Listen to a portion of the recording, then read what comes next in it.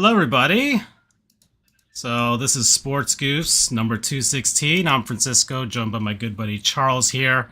And Charles, I think this is an epic intro here because I had us speaking as the opening theme to the Star Fox theme was going on back there, right? So just if That's appropriate. yes, going appropriate. It's pretty epic soundtrack, and it's the new version, the one that we are going to talk about pretty much from the get-go here. That's what I wanted to talk about first for anything else, because this is a sports show, everybody, but not really anymore. Not really. We're It's kind an of, everything show. It's a variety show. yeah, yeah. We're doing a bi-weekly schedule because we're progressive like that. So I think hmm we are just trying to fill our time here and then just trying to um, think of certain things that are on our mind, and it kind of groups up a bunch of news topics and things that we've been doing then, so we can always just have something to bounce off of. So, but big thing that came out, Charles, and I'm just gonna once again relay to everybody, this is the year of the Charles, the Return of the King, as we're Yeah, it calling it feels now. like that, right? Yeah. So I'm gonna put up here on the screen. I had the intro to this being the intro to Star Fox 64, but I'm gonna put up here a certain Nintendo Direct that just came out, and we're about to talk about that. Um, so that was last week, right? That was last week. Yeah, it's been 8 days It ago now. it was yeah, it was after we had done the show, and thankfully it's like no live reactions, right? Yeah, yeah. Lots of people have done their live reactions, and but obviously, this has been a I, I, big I would tell you now there yeah. would be a lot more moaning and cursing on my end, but pleasurable moaning and cursing. And the fun thing was, because this is the middle of a work day, and Nintendo just straight up just drops the news like, "Hey, Star Fox Direct is about to happen," and then they had a key image of Fox and Falco and Peppy and Slippy in their new look, and suddenly it like you sent something to the group chat right away in all Yeah, caps. I mean I'm chronically online as it all is, but I think my reaction was Francisco Yep. because you knew it was coming. Because you get him as a character out of nowhere Mm-hmm. in the movie. The Yep. only good part of the movie, the only great part of the movie. That's the way I'll say it, right? The only great part of the movie. And then I'm like, well, what are we gonna do? And of course, it's a remake. I'll let you drone on that for a bit, and then I'll Mm. chime in. But Yeah, I better have than my opinions. nothing. Yeah. Mhm. Yeah, better than nothing. It kind of feels like the Lonely Island doesn't matter had sex kind of vibe. Doesn't matter had Star Fox. If you want to title that as the next episode or our new I titled this Elias bit. one the coolest guy I've ever seen. Yeah, So he is the coolest guy ever seen. God bless the Lumas. What a perfect like addition or a just a tribe that you feel like in your heart of hearts as it's Nintendo mascots would follow him. it's so it's funny how natural he felt in the Mario universe, like hmm scarily so, where it's like he if you legitimately put him in the Mario universe the way Donkey Kong is in all of that, then Fox might be some people's favorite characters if he had been consistently in Mario games, like from like the Mario sports games. You put him in Mario Tennis and Mario Golf and Mario Party. I think he would be because he's very popular in Super Smash Brothers. Yeah, everybody loves him and Falco. Yeah, And it's and Wolf. he's the easier, yeah, Wolf as well. He's the easier one to kind of cross blend into other stuff too, because mechanically speaking, since he's traveling the galaxies, there's no reason why he can't see also Captain Falcon at Hmm. some point Yeah, and at F Samus Zero, and and yeah, that's just an and Kirby. Samus. It's well, dimensional God who likes to take a nap, right? That's Hmm. always the running joke. But it's just also he has the cool factor. Mario Hmm. does not have the cool factor. Donkey Kong, depending on the iteration, Yeah.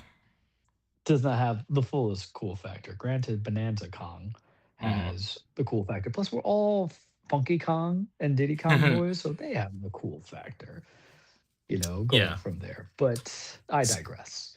So the direct came out. You saw it first before me. I was busy with work before I actually got to sit down and see it. But interesting take on it. Obviously, this is a full-on remake of Star Fox 64. But Mhm. I'm hoping, Charles, that this isn't a one-to-one remake of Star Fox 64. And I'm going to compare this to the Final Fantasy VII remake right now, because Yeah. people who've played that have realized that that is not a one-to-one remake of that story. There are some Mhm. differences that they've taken some liberties on, maybe a different iteration of the base story, which is an interesting way to look at it. And already from the first clip of Star Fox for Switch, Star Fox 2026, we'll just call it that. So weird to say that, right? Star Yeah. Fox or Switch. Uh, It feels right. Got a little yeah. tingle in my dingle on that. So Star Fox is for Switch, so we're already seeing some differences. Like they show the opening of them entering Carnaria, and the lines Mhm. are not one to one. They're completely different from what they said in the 64 version. And 64 got remade on a 3DS, and it was just a one to one remake. They just made the graphics better, and obviously it was in 3D for the 3DS. And then people say Star Fox Zero was a remake, but you are the only one of us that has played Star Fox Zero, and which is probably gonna also color your opinion about this. But Star Fox Zero was not a one to one remake of Star Fox 64 either. Um, I like to think it was a reimagining. yeah, or reboots, or maybe an Yeah, well, attempted reboot, maybe. anytime you have new gameplay to add on, because they had a little gyroscope and then Hmm. some other stuff that was in there, and then a little walker. It was a Platinum Games take Right. on Star Fox that I didn't hate. It was just it was something missing, I guess is the best way I'll say it. Okay. But it was fine. I remember I got that like day one using because I've been Charleston since way beyond the point, but we were still in law school. Remember when LexisNexis would have us get rewards Hmm. for Oh yeah, yeah. If you kept using the them, use of it? yeah, Yeah, and I would do that. So I you would got the just do that points. for all my Nintendo games because Nintendo Yeah, games they had like even back Amazon gift then. cards. Yeah. Yep, yep, and that's how I used it, and I don't even think I think I traded in because I knew I was gonna get so much from it, um, because you got a lot on the Wii U games. The funny thing is no one bought them but us, but, the trade-in values Oh are in that man, 30-40 range, and I'm like, "Yeah, pull that trigger." You know what I that mean? I think I that still have a generation. few of them Oh too. god, that generation. That It's Nintendo. Like people complain about Nintendo right now. Oh, they don't discount anything. Nothing's whatever. They're so draconian with their policies and everything. They don't let fans make fan games. Look back Mhm. in, and they're still always going to be that because of IP protection. But anybody that was going through the 3DS and Wii U era knows Nintendo gave away so many games for free. I got Sonic Yeah. Lost World for free. I got the Wind Waker HD for free. I got Kid Icarus Uprising for free. I got a ton Mhm. of free stuff from Nintendo from that era, which has built a lot of goodwill. Obviously, I'm a simp when it comes to Nintendo, but still, that was the criticism back then. But that's a whole other aside here. But you did play Star Fox Zero. You enjoyed it for what it was. Yeah. For what it I was. I think enjoy people and may have put too much stock into it. well, we've always even now we're just petty in video games where and you can tell it from even the modern day stuff. Not gonna be related to one of my non-sponsors, but might be related to one of my non-sponsors, is that Hmm. I feel like fandoms are unrealistic and actually what makes a good game, to be very honest with you. Hmm. To be Yeah, super honest with you. Like if you ever had heard someone talk fandoms about the in perfect general man or the are perfect unrealistic for everything. fandom in general. Yeah, and Yeah. they're not the people that should go to. And unfortunately, in 2016. It was easy to dismiss it. We're now in this new era where there's more of a place and a statement to it, and it's kind of discouraging to a degree, where we can't just be like, because I think people were just too hard on it for whatever the reason might be Hmm. unnecessarily.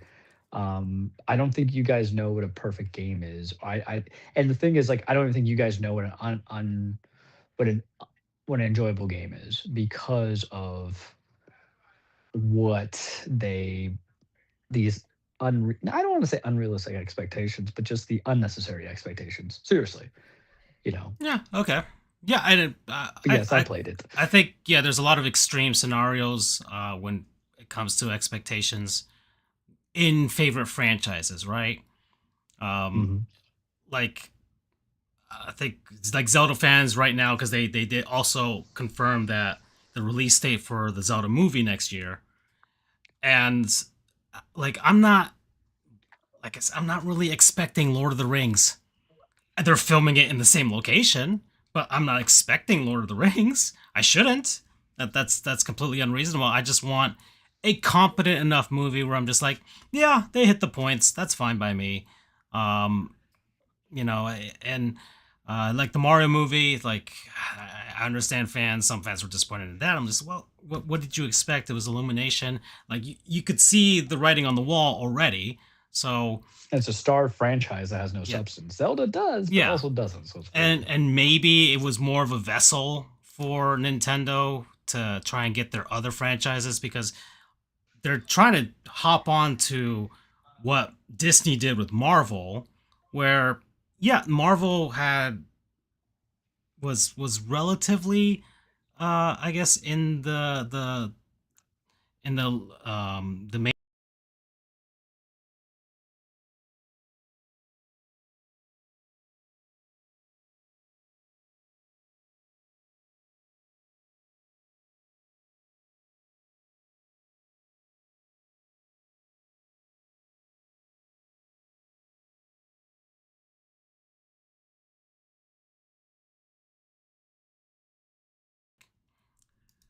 Okay, so that happened, I guess. So yeah, once again, it crashed on us. Don't know what the heck happened there. This is the second time in a row that this has happened to us, but whatever. Well, I'll finish my thought on fandoms and well, the Marvel movies. The way that Disney was utilizing that franchise, they were really using them as a vessel to try and get some less popular characters to be more popular, because a lot of people didn't really know who Iron Man was. People knew who Iron Man was, you know, if you were into comics, but like the mainstream wasn't. Okay, if you I had mean, to pick but out any Marvel characters, some people would be like some of the X Men, the Hulk, and Spider Man, and Captain America, I mhm. guess. But after that, I mean, go bigger. You got like you have Vision of all characters, who's now yeah, has his own spin-off on a spin-off. yeah, So I see the point. yeah. So maybe Nintendo's looking at Illumination as okay, this can be a vessel for our franchises to be able to promote those a lot more. And hey, look, there's also a rumor of a Star Fox movie, okay, which of course Charles is really looking forward to if that's going to be the case. I Day always thought one. it could be a series because they're in space and it just feels like a game storyline that could be a series. But maybe they're going to reserve that for the video games because this version of Star Fox, like I said, I think it could be a reimagining, an alternate storyline that they'll hit the same points for the most part, but maybe just maybe they may have it as a jumping off point where, hey, this ending is not going to be like 64, and they'll copy Final Fantasy 7 and be like, oh no, it's going to be actually a little Well, different, and then they can jump onto that because essentially rebooting here with 64 yeah. means that Star Fox Adventures didn't happen or Star Fox Assault. They're basically like, oh, we're just not gonna do that. Well, they did say they're adding in more stuff, so there's going to be some Mm-hmm. context to the cutscenes, which I think is nice because the thing that we always give crap on Nintendo is a very text-heavy story. Yeah, And in 2026, when or no everybody is story at all. undiagnosed with, yeah, who's undiagnosed with ADHD speed reads it, Mm-hmm. I'm guilty of that. If it's a heavily text-based game, I'm just gonna skip it. I've I'm been not gonna skip it, skipping but you know, the dialogue in Death Stranding, just ooh, how running right through could it. you? God, granted, even though the dialogue is very The pulpy, but dialogue with It's the Hideo, the so you know. dialogue with like the people at when I deliver stuff, I just skip all that. Yeah, that's understandable. Not the That's actual story cutscenes. well, there's people who do it. Like that's why I couldn't. There's some people whose entertainment is watching streamers, which hey, you know, I get Mhm. it. Sometimes I like to see what particular reviewers do for books or games, stuff like that. But like to watch people play the games, and it's the way they kind of like handle it, or if you're trying to get a sequence of it and then they're so brash with their conversations. I'm like, Mm-hmm. like you're too loud. Shut the hell up, please. I feel like Larry David at the funeral in that one episode occurred. So I think the remake is fine with adding in some cutscenes. I think they're gonna add it to where you're gonna play as Fox's dad a little bit longer, which is Mm-hmm. cool. And before we talk about like the character design, because that's the fun part that we can have Mm-hmm. a longer discussion, I like the fact that they kind of gave it longevity in a multiplayer and challenge mode aspect. Yeah. So Yeah. that's interesting to me. I'm like, if you can have some of that Ace Combat dynamic, which is a very underrated series. I think I got 7 for free on the PS Plus. If I used to play like Ace Combat 4 with Dad, Mm-hmm. he loves everything that's flying, right? Top Gun. But even with the multiplayer, like it just makes sense because dogfighting's niche, but the thing is Nintendo knows how to do niche well. And it's just something like I remember playing with friends or at my house, my parents would like turn around. Like I showed it to my parents when I went to go see them, and they were all like super excited from it. It's just interesting ways of how you can do it because it's that game that should have had a such bigger build. And I don't know if it's because it just never sold the way they did, or is because no one wanted to play these aerial dogfights with furries. And I really think it's that. And I think we're different now in 2026 in comparison to 2006, Okay. Yeah. where it might be more appealing because the running joke, and I think we mentioned today, was there's the ball and gun culture in gaming. Yeah. And then here you have the gun culture in aerial assault because Star Fox itself, like Star Fox 64 is a relatively short game. And when you rented it as often as I did at Hollywood Video, you would kind of forget that they're about like it can be played multiple ways on the rebranching. So this Mm-hmm. gives a good way to kind of like if you're that person who just wants to kind of do a couple missions and then that's it, call it a day, but you have the multiplayer, or you have like the challenge mode that they have. I'm like, this is good to start with because even though Nintendo has a way of innovating the game style of their games, as I play Legend of Zelda Echoes of Wisdom, they don't have a great way of keeping you there forever if it's not part of the grand design. Mm. Like Tears of the Kingdom, grand design, stay there forever. Breath of the Yeah. Wild, stay there forever. Mario, once you get all the stars and you realize you're not cut out for those hidden hard levels, it's time to go, right? Yeah. Yeah. I think Um, they tried. Maybe with Super Mario Brothers Wonder, I think they added some stuff there, but that was more of just DLC than anything else. mhm, It's like Mario is like a start to finish playthrough. Yes, they do give you some little nuggets if you want to do 100%, but they don't really have a real grand prize. It's just a yeah. challenge. Super Mario 3D World had that. Mario Odyssey kind of sort of. Mario Brothers Wonder definitely did. But it's not one of those like okay, I'm like there are people that speedrun it because every game can be speed ran, but it's not designed like Star Fox in an arcadey sense, right? Where the whole point is Mhm. just to keep replaying, or like a classic beat 'em up or other shooters like space shooters and stuff like that on the arcade or even Sonic. So yeah, Even like Metroid though, yeah, we both beat, Beyond.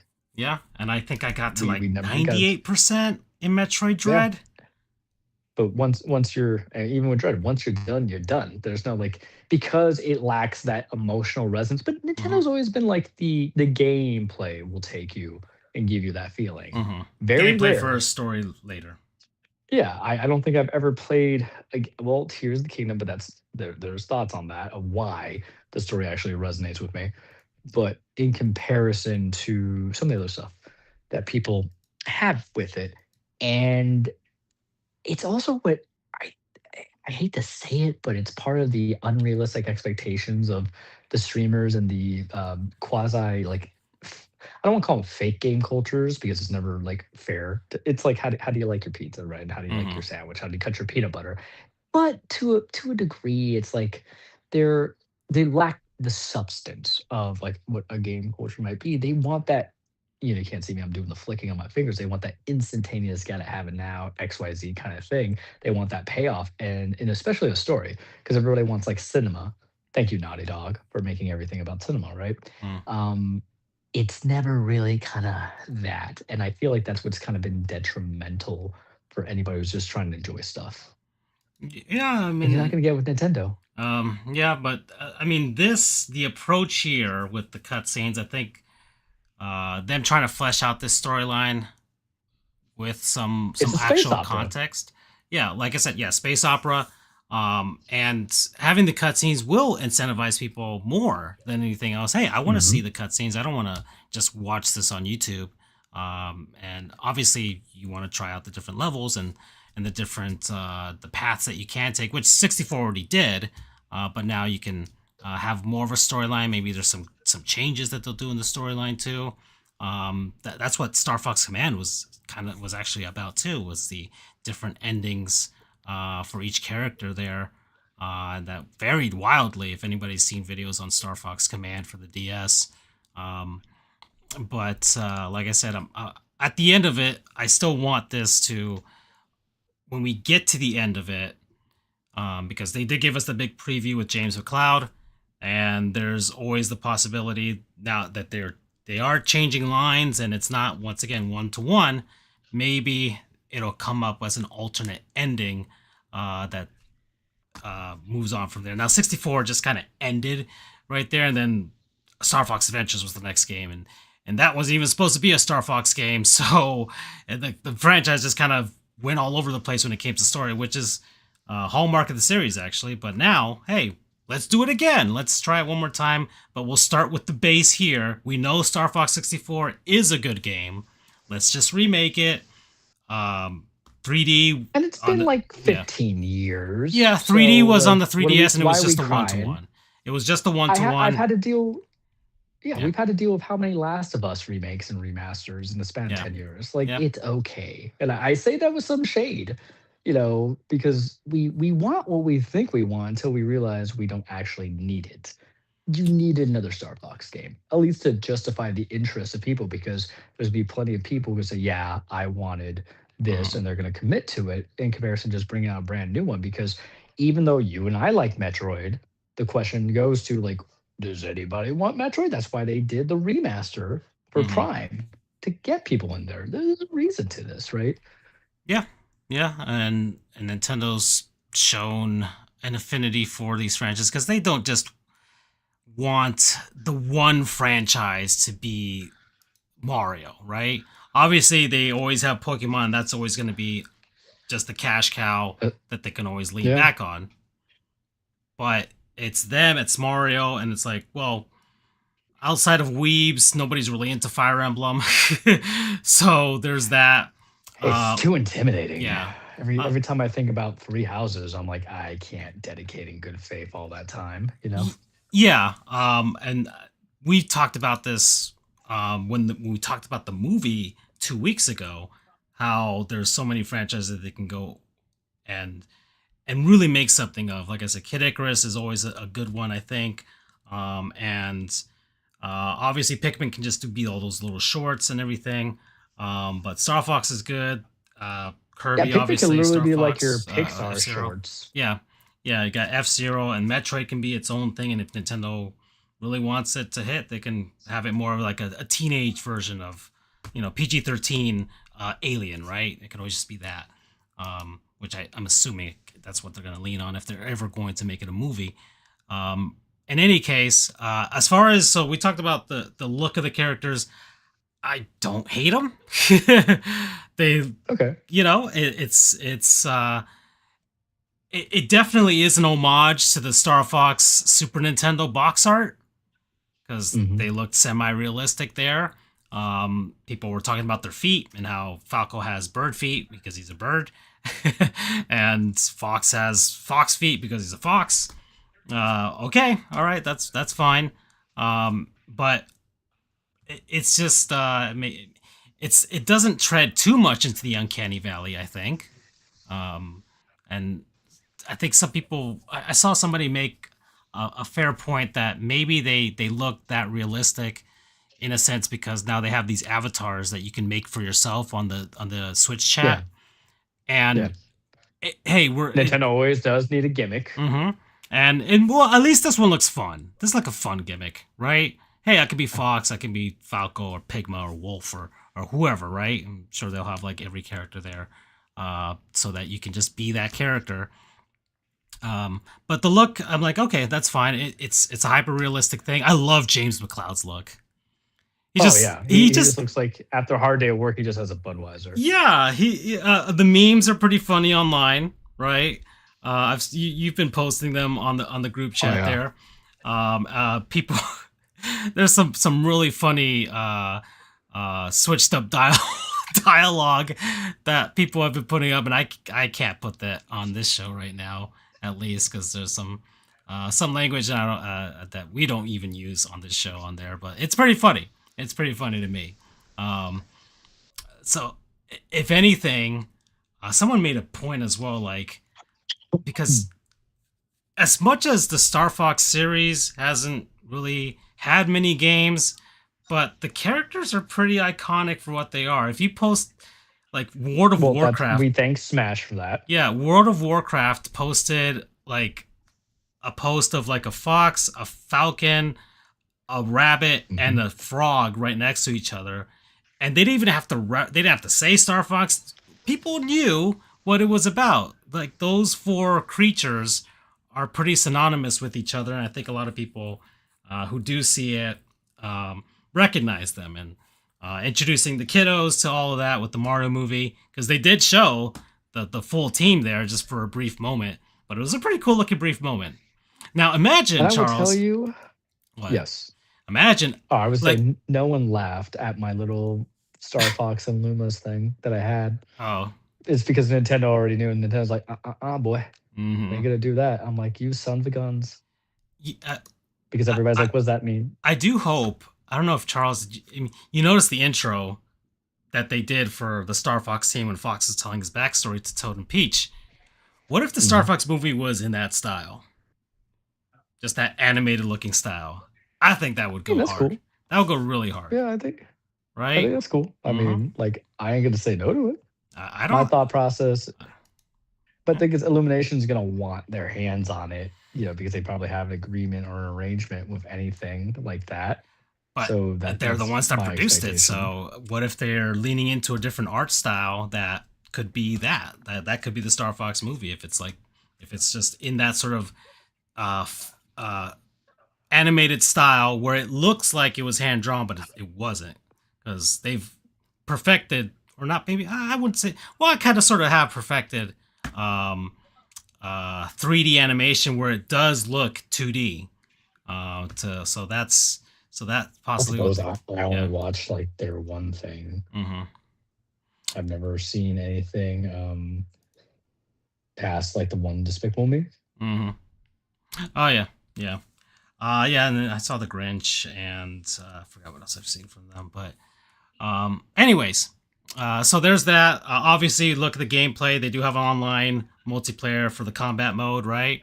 They have the Hmm. challenge mode as well, which will be interesting. Yep. So got little missions They there even to have an upped difficulty mode. I don't know yeah, if you've expert caught that mode. or not. Yeah, they Yeah, got I'm expert mode. surprised. I thought 64 had something like that, where if you beat the game, maybe I'm not sure. But if any in any case, it'll give people a challenge that already played 64, right? It's Hmm. compatible with the N64 controller. If you want to go and get one of those, Charles, I'm not sure if that's your jam. But I hate that controller. And I can understand people's romance, but it felt like playing with an anatomy is the polite word that we're Hmm. gonna use, because every now and then I have to realize I can't be like the old trolls and make some loose statements there, but I don't like twirling things left or right, being frustrated, asking if it's working or not. Hurts the pride these days at like 36, 37. But I don't know. The N64 controller was always kind of weird. Perfect weapon. Like if your sibling was annoying you, you could Hmm. strangle them easily, without Yeah. issue, right? Just put the thing in and you could use it as like a batarang, if anything. All right. So yeah, looking forward to it. It's coming out next month. So, Yep, oh man, we will be there. just yeah. I'm gonna get it. It's only $50, right? So Yeah. it's lots of uh, That's the lots. upside of, and I gotta buy it, man, because the Yeah. thing, well, I mean, me, I'll Charles it, but I never owned it. Mm, because, it was that's just true. renting at Hollywood Video. Yeah. So it's like we're doing it for me. Being an Hmm. adult's awesome sometimes, kids. And it does need an update. I had 64 3D. I didn't have 64 back in the day, but I did have 64 3D, Mhm. which was fun. It was great. The 3D was Yeah. probably the best on the 3DS, actually. Star Fox is definitely for that. But going back to 64, playing it on the Switch, because you can play it on the Switch already. It really desperately does need an update, and we've talked about this too, Charles. That whole generation I hate the of 64 the era. of You the know that. PS1, the N64, and the Sega Saturn, like they're ripe for remakes. Final Fantasy just got Mhm. it right. Star Fox 64 just got it. Uh, Ocarina of Time is rumored to be getting it this year because it's the 40th anniversary of Zelda, and I'm I going mean, you to had all the Resident Evil remakes as yeah. well in the last couple of years. Yeah. They remade Resident Evil One. They've there's a lot there. They remade Crash Bandicoot, right? Mhm. So that entire generation is relatively quick and easy that they can turn around some of those, legacy franchises. They remade the first Tomb Raider, but that was like back in the 2000s, like the mid 2000s. Well, they're Um, remaking it again, Oh yeah, they are if you remaking it remember. one more time. So they're Yeah. gonna try their hand one more time there.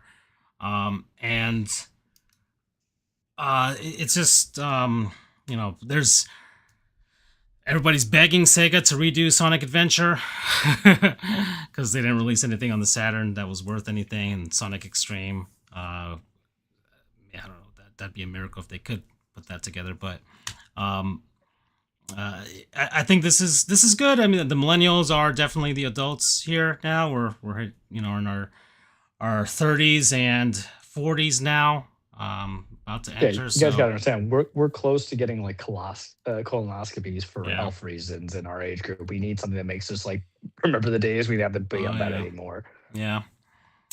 But this is good. I'm glad that there's going to be a new generation of people that are gonna be able to experience this, just because of the wide scope of the Switch and the Switch 2. That was the other thing is that Nintendo's got a better foothold now than they did back then because 64 came out in Mhm. '97 and PlayStation had already taken over by that point. So, but iconic once again. It came out with the Rumble Pack too. That was the first game to do that. So, yeah. So, all right. So that's the Star Fox talk, Charles. We're looking forward to, but this is a good gaming year already.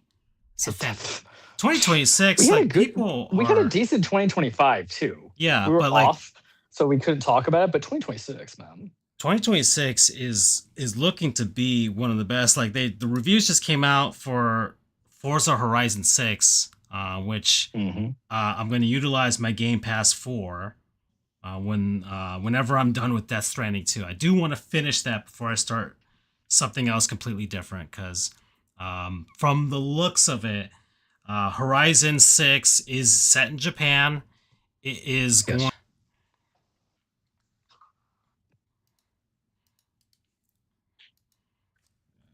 go back to the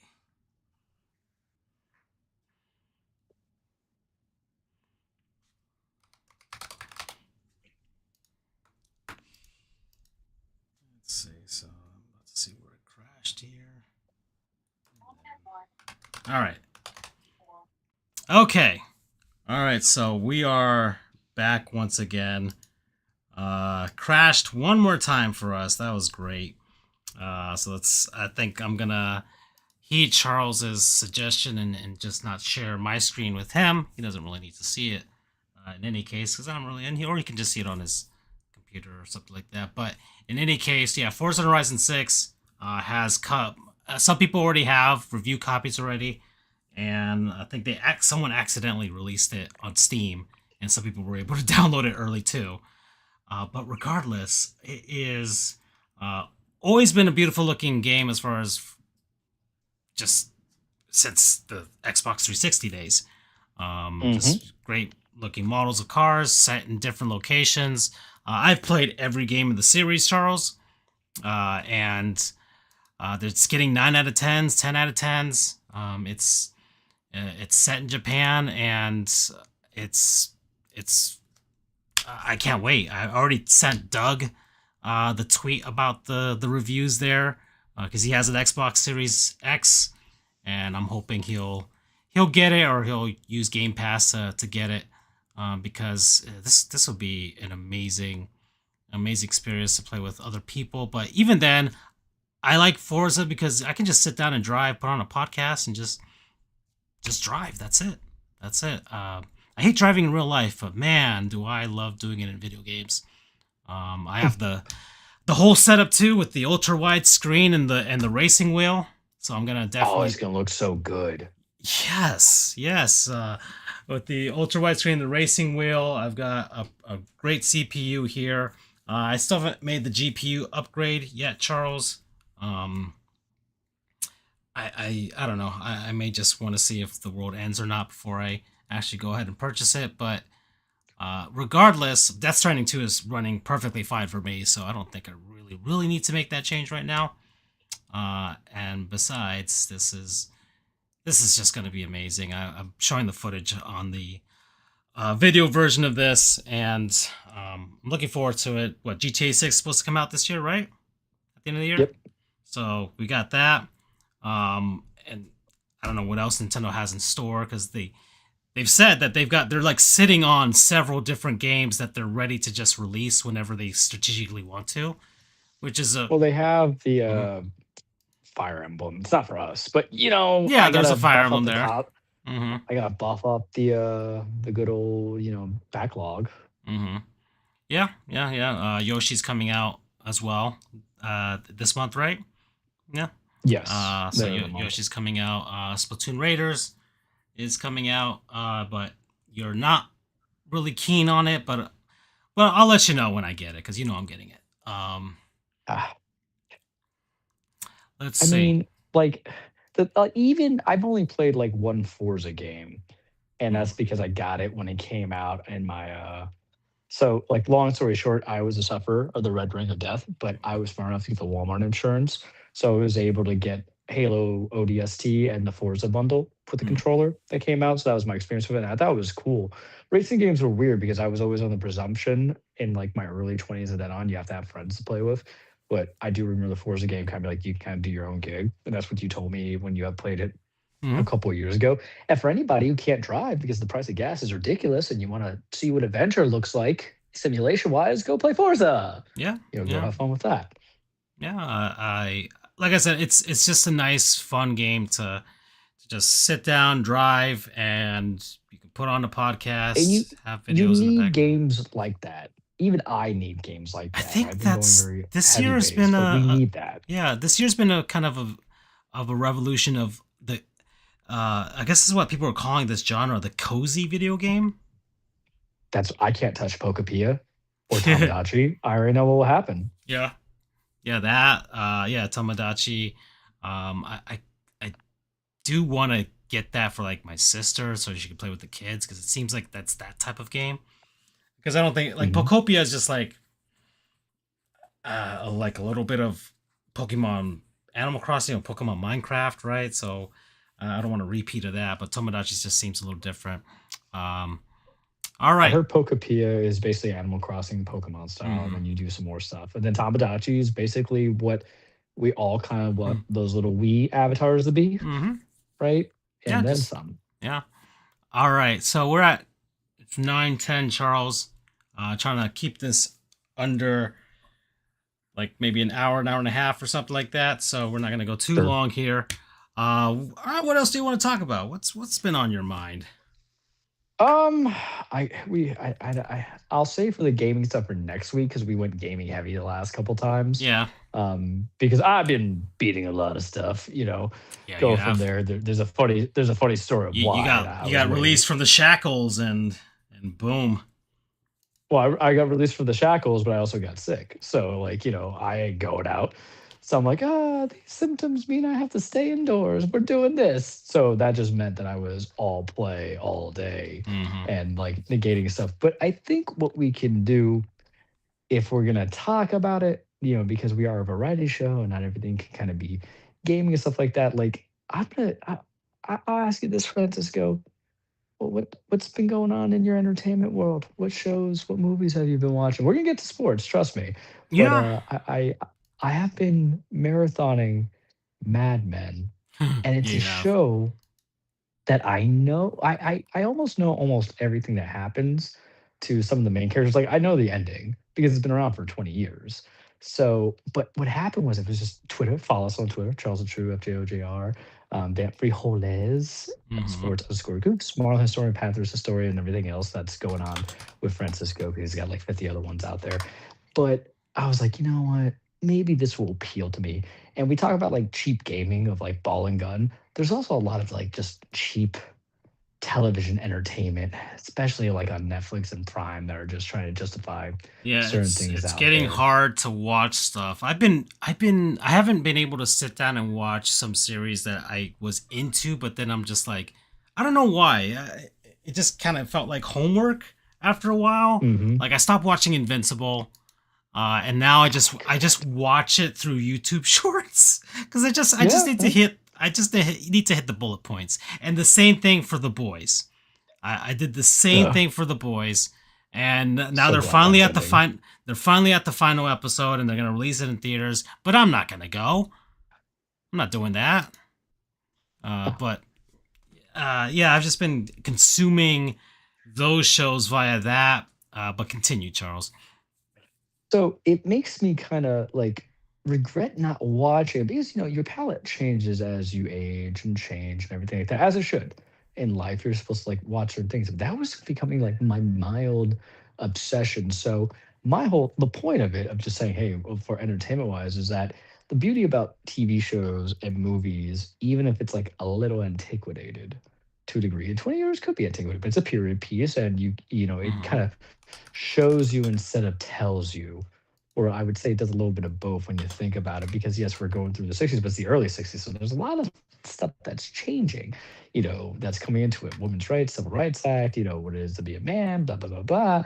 But it's just good damn acting. And I was like, I go on the deep dive. I'm like, how many awards did they get? What they not get? Then I was like, okay, it was just going up against like Breaking Bad as well. But it's definitely a recommend. I know the prior year, before we took our long Stranger Things type sabbatical, we had said, okay, what is this person doing? What is that person doing? Because you had made a list of like TV shows and movies that you have read. I'm kind of doing the same thing, but I'm not like rating it because besides that, I went through like a bunch of anime and I caught Ooh, up to a lot of anime. Like I caught nice. up to Jujutsu Kaisen I wanted to watch One um Punch Man like season a three, month but ago. The animation's just off. That's one I I just like, know, what does but this I trigger just want tell to me? watch it for story. I've seen some of these shorts on YouTube of it, but and people complain about it, but I just want to see the story. Yeah, well, that's the thing too. When you have a good story that kind of yields you, you're gonna do a lot with it. And my thing with anime, the reason why I enjoy it is like, aside from being a typical shonen boy, it's just like it really is decent background noise that I don't have to pay attention to anything until something comes up. You know what I mean? Because that's the hard part about Dubbed, Mad of Men. I'm like, all course, right, yes. if I'm trying to do, yeah, I do the, yeah. Well, listen, we're in 2026. Everybody, it is okay to listen to dubbed and say that you like dubbed. I tried to get into Chainsaw Man, and I'm like, but then it ended because a lot of the mangas have been ending abruptly. I'm like, oh, okay, Hmm. then I could just live with that. But so we're doing that. Got to catch up with Shorzy because I know they're on season 5. And then I was continuing New Girl. It's a show that like it's tough for me when I don't care about the main character, but I love everybody who's the side characters. But then I caught up with Shrinking season 3, and that's good entertainment. Apple TV actually has a lot of good stuff that's out there, television and movie wise. Because I've seen that, saw Severance, obviously. Try to get into Pluribus or whatever it's called. I can't say it. Has Rhea Seahorn from Better Call Saul. Very slow. Maybe it just wasn't the time or place, but that's when I'm like, all right, because I don't want everything to be just gaming because I'm free from my shackles. I don't have to do a lot of school, and then my road work is gonna end probably by like the beginning of June, knock on wood, so I can be stationary again, watch up the background because before it's out of some of the shows, I'll just put Inuyasha on, so it's like almost being at 3 in the morning. Back when I was a kid, it's a very digestible show, where you don't need to pay much attention, and then when you just hear like Inuyasha go Windscar, you're like, all right, I know what's going on here. And then, movies are kind of back in town, man. This is kind of good. I Hmm. used to complain that there's an oversaturation, but it kind of makes me want to go see some films and, of course, watch Daredevil Born Again. So I think this is a good resurgent media because I said, all right, I looked and I said, what do I do daily, right? Or what do I do as my prime thing? Because this has been the year of change, even though we're dubbing it as the year that Charles The Return returned of the the King. king. Yeah. I got to return to something. So like, there was a lot of different changes. I even went as far as like I'm doing because I have like Marvel Unlimited. I do read some comics. I'm like, all right, an hour a night, just look on my phone and read stuff and catch up, Mm. make it Okay. worth the while. Because I think I'm looking for stimulation because you know I it's like, what's your form of entertainment? Maybe that's just my cry for like doing a hobby. But I realize with the gaming, with as much gaming as I've done, coming into it, you're like, all right, let's get some different stuff in there and see it. So that's just been the world because that's the thing that we don't talk about or we talk about in the chat, but that's the interest. Like, okay, what's on your prime time before we go to sports? Because I was actually the most. This was the least sports I've been for a lot. I actually watched a lot of football, surprisingly. Mm. Basketball was here and there. Didn't even go to game. Went to a lot of hockey and watched some of the hockeys. Hmm. And then baseball's baseball. Baseball is a cruel mistress with like a Yeah. 15-inch dildo, and she's just gonna hurt you. Yeah. But Yeah. that's my thing. I want to pick your brain on it. Well, let's see. I mean, as far as anime, I haven't really been able to kind of settle down and get into something as of late. I Hmm. do pop on Netflix or Amazon Prime, or now I have all the apps thanks to my sister. She has everything. So and Hulu and all those. I mean, I was able to get through Shiko no Koish Tantan, which was Say my that 5 times fast. which is a show. It's the Dear Girl show. I don't know if I think I non-sponsored it at one point, but so it's my dear friend um, Nokotan. Dumb show. Like I said, it's just been it's just the dumb. It's just stupid. It really is. It just it's random. It's crazy. And that's kind of what I'm looking to consume because I just don't want to watch anything serious. Um, or anything like that. Obviously, caught up with American Dad. It's back on Fox now. It's no longer on TBS Really? anymore. Yeah, yeah. That's a Which good bedtime show right there. yeah, it is, and it still hits for me. I think I don't know. I think they might be a little bit more restricted now that it's back on Fox. I think like TBS, I think they could get away with a lot more because it was on cable. But it's fine. It just gets me through what I need to get through. I finished or I got caught up with Solar Opposites on Hulu, so I'm caught up with Isn't that that too. It's the Rick and Morty guy? yeah, the same animator. Obviously, he's not a voice anymore because of he was touching people or whatever. But there's Mhm. that's the end of that. So I watched through that. I think that series ended too. Obviously, watched the end of Smiling Friends, which Yes, I that just ending came out of watched the final nowhere. episode last week. Okay, yeah. What's hey look, they did 3 seasons, right? Um, and and they got through it, and maybe they didn't want it to be stale. Maybe they just got tired of it. Maybe it was just getting too much for them. But ultimately, they created enough good memes out of it too. A lot of people were fans of it. I thought it was funny, and I'm glad they kind of stopped where before it got too stale. Or you don't want a situation where it gets too much like Aqua Teen Hunger Force, where you just don't even know Yeah, what's happening anymore. I Um, think that. Well, I would say it's not just that, but the longer your gaps go, it's gonna fall into the Venture Brothers mm, kind of vibe, where there's either stale, or if you even take the break and try to come back, we forget that you're there. Like Venture Brothers was one of the most intelligently yeah, written comedies and satires out there. yeah. Aqua Teen Hunger Force is what I think. If you were 12, Hmm. around that age group of 11 to 13, when it came Yeah. out circa 2001, it was probably your favorite show for some period of time. Yes, yes, it was. And yeah, exactly, like it's a rite of passage. And then it gets like kind of funky with it. So the hard part is that I had only seen bits of Smiling Friends as like meme stuff on Twitter, and I Mhm. literally digested all of it in because it's an easily watchable Yeah, the show. It's like 12 11-minute minute episodes. episodes. Yeah. I destroyed it within a month and a half, and then I thought I caught up season 3. I'm like, all right, there's gonna be more because you just end up falling in love with these characters. I think they're very well written, Hmm. and they're even though as aloof and manic as they are, they like I love Alan, cracks me up. He runs into one of my friends, and I tell him that he's like, "That's insulting." I love That's Charlie because Charlie is like insulting. the most yeah, it's an insult. You did that pretty well. And then like Charlie to me is actually a very human character written. And if you actually met real people, I mean, he that's literally Charlie did right what you there. do. With the with when he the video game episode where the boss, Mr. Boss, found out he was playing on Steam. Basically, Yeah, that's what you do. You call out sick yeah, from work because you want yeah. to play X video game that came out. You order in some food, and that was literally you. And you get food poisoning. Yeah, yeah, we've all been there. We've all been there. Or the other thing is like when he's in hell and he just punches the demon. He's like, I told you I Mm. was gonna do it. And like Pim himself is Pim. I know real people like Pim. I know real people like Pim that Mm. overly positive want to do their job because they're in the Hmm. service industry kind of thing. Never to that degree where Pim's actually a maniac who's repressing his rage, Mm. but that's what we love him from. And then we love the Glep episode is actually really good. It's one of the most The recent ones. origin story, But yeah. Hmm. yeah, and then like Mr. Boss is just him just choking out the witch on Halloween. He's like, "What do you want to do? What do you want to do?" It's that kind of wacky stuff because it's a generational. I sound like an old man here, but it's Mm. a generational gap. It feels like between what's funny wacky for our time to what's Hmm. like been funny wacky the last couple of years. Like Fox is trying to put some trash out there, which Hmm. I couldn't get into.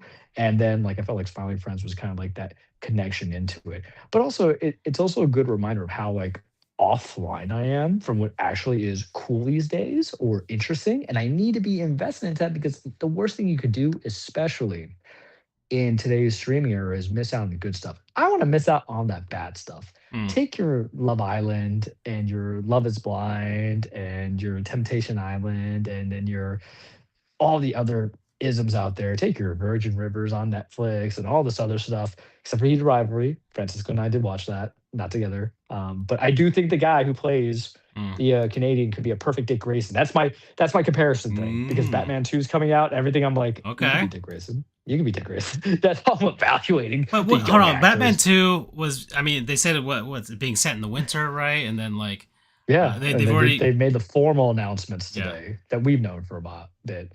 Yeah. And they're gonna But play heavy from that. it's a year. It's not year two Batman anymore. How far? How? I don't even know. Yeah. I don't know how deep they All, are all, into I, it. all I know is it's just going to be all I know is they're going to. I'm I assuming gotta they're going watch to the take a Penguin. little bit from the Long Halloween. The Penguin, that was another show I watched. But the problem is, I think the Penguin. Every time I watch it, somehow, some way, I'm like absolutely obliterated, and I never remember except for my drunk self just going saying, "Christina Milioti is a woman you kill for." And I three times I tried it, but it's a good show. They even have like the Clayface movie that's coming out. Yeah. Um, Yeah, they do. I don't care about Clayface, but that just tells me that's their way of like engineering like the spooky supernatural stuff Hmm. in the Matt Reeves world. And it's good. I think the problem is like when you have like a 6 year gap, it feels like 6 years between movies. I think it's only like four. It's a tough kind of sell I to think the Batman digest came it out in fully. 2022. Yeah, Yeah, 2022. but I mean, look, it's I guess to generate because we talked about like movies that are coming out, right? You Yeah, I have bought it on Supergirl, and Blu-ray. I'll watch So it. yeah. Yeah, but yeah, exactly. Oh, I have the Batman in like 4K. I was Yeah, I like, have the that's off for 10 4K one, bucks. I'm but good. it comes with the two discs. So Yeah, but that's the thing too. I miss like good mediums, and I like owning physical copies, even though my 2005 Sin City DVD is useless to me now, right? But you get better quality onto it. Like I don't need to buy everything, but there's some stuff that comes in. But yeah, so there was like the Batman that came out. So I was like, oh my god, Sebastian Stan's gonna be Harvey Dent. I'm like, that's a balls on, you mm. know, performance right there that we're gonna get. And I have my own thoughts. on some things. But you kind of want it too, because with the plethora of streaming, you want stuff to be catered. So I'll hear people's advice and I'll try new things. The only thing I avoid is people just saying like watch a stand-up special, because whoever they tend to recommend. All right, I'm just gonna unload all this. That's what I'm gonna do. It just won't be there no more. Just unload that, so that's not gonna be there no more. There. All right, we're back again, Charles. So you were talking about stand-up specials of people recommending certain comedians. You just kind of know what their vibe is about. Yeah. Well, that was the thing over the weekend, and I guess this transitions into sports to a degree. Is people? One of my buddies saw the roast of Kevin Hart, and I'm like, guys, like I just never found Kevin Hart funny, and I don't like I roast think his because they're being initial intentional. specials were fine, but like then he became so big where he's unrelatable, and Yeah, that ruins some comedians. Now, some of them like I've loved every Dave Chappelle special that he's ever come out with. I've seen him in live. I'm a massive fan of Dave Chappelle, and I think I always will be. Because I don't know, the guy's he's funny to me, and I think he's just found ways to be able to make people laugh, even though he also lives in a basically unrelatable position where he's just so famous that his normal day to day is not what we experience, but he can find a way to make that funny. But Kevin Hart, I don't know. I think he kind of just lost it, but different strokes for different folks there when it comes to that. yeah. Well, Chappelle had some substance with his humor, even the stuff, even with his like controversial statements. You can watch Equanimity and kind of see what Mm-hmm. he's talking about. I haven't seen the other ones, but then people were like, "Oh yeah, it's like Kevin Hart did his roast," and then the Tony Heinrich guy, I don't know his name. He looks like you want to punch him in the face. Mm-hmm. So I only know him from affiliation because of WWE, where he's on like the Kill Tony thing. Because as you know, WWE has to assuage to the corporate masters. I almost said I don't know. magus. But they have to go It's from turning there. to Fortnite at this point. It's just a little bit of everything. But the problem is, I watched Backlash, and I feel like I You have a did. Cage in me, but I think Cage would be better next week or the Okay. next show, All right. because I'll tell you why. Aside from me getting together, because I was about to cancel that shit. One, look at Mm-hmm. that, we Ah, went that's for a one. bit. Yeah. Is Like it an is hour. because I'm thinking about if I'm gonna get the AEW pay per view that's coming this year, because I do it once a year. I don't True. want to do illegal streams anymore. I make enough to buy one $50 pay per view. You know what I mean? But WWE is also doing two other specials in the month of May. They're doing Saturday Night Main Event. I guess it's like a mini cage I'm giving y'all, and then Clash in Italy, where it's Gunther and Cody. So it's like there's something to really You build into this, love as yourself some opposed to it Gunther. being the. I love myself some Gunther. You're right. Yeah. Yeah. Aside Cody's from been talking a being lot like the about state Zelda of lately. discipline. A lot of people talk about Zelda lately. He's a It's Zelda weird. dweeb. I'm talking about Zelda lately because I'm playing The Legend of Freaking Zelda: Kylie Echoes of Jenner's Wisdom playing as we play Zelda right right now. now. Dear Lord. Hmm. Zelda is cool, bro. I But you know know. what's really cool? Mm-hmm. Being able to copy a lot of my shit too, Mm-hmm. and just utilize it my way in this game on the Switch too, because the frame rate. We Mm. can't speak enough about it. But yeah, the long story short, not to overstuff it. Like comedy's weird. And the thing is, if I really want to do a stand up, I'll just do it on the phone when I'm like showering, and then I'll get my laughs in. But the problem is how do I want to say this? I think I'm funny, even though I know I'm being mean, so I can humor myself itself. But what I find the most humor comes from people's reactions on Twitters, because half the time they're just Twitter talkers, Mm-hmm. but it's the most aloof stuff that they say on burner accounts Mm-hmm. that make me like really just die. And sometimes it's not even just the meme. Sometimes it's just whatever general statement they say that have you like hocking up a lung Yeah. laughing. So because Just the human beings are funny. simplicity of it all too. Like you don't have to put up Yeah. you don't have to set it up. You don't have to do any of that. It's just a one liner essentially, just with a little bit of context, and you know what it's about, and you just die, right? Oh yeah. So Oh yeah. so that's the beauty of some of that. I think, oh man, I think I've been trying to retweet stuff with our sports, just anything that I find funny. I just always have to remember to just retweet it, because I'd love to just like also do like a little portion of this show where we're just kind of reflecting on some of the funny stuff that we saw over the course Yeah. of a week or two, and just be like, that was pretty funny. Because there's a lot out there, especially in the sports world.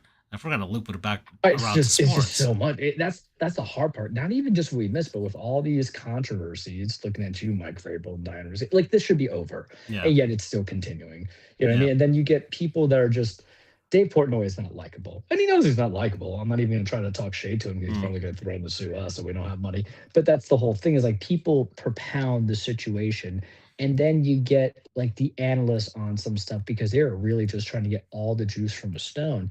And we're not even talking, and that's not even just a statement I'm making about their situation, but it's a longevity, how there's always going to be new stuff into it.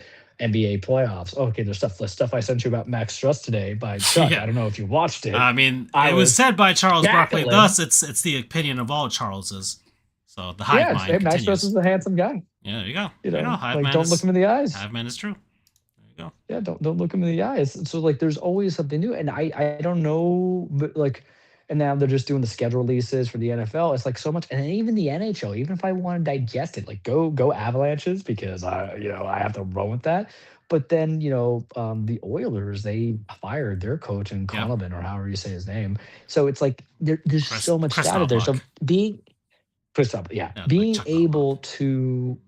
being able to do like a weekly check-in is fine, but the thing is Mm. because it requires I'm chronically on Twitter, but then like there's difference between what I never repost for the most part, that. But the thing is, like, I think that's how we get like good engagement, just to have people see that humor, that side of it. And then Yeah. there's Andrew, who I still this day I believe he's still the Pegasus guy, and he'll lie to me. Yeah. He'll admit it one day. I mean, just some of this dumb stuff that's been on over the past week. Obviously, the Star Fox Direct has led me into this mind of this trove of Star Fox memes and videos that people posted on YouTube that I've never seen before.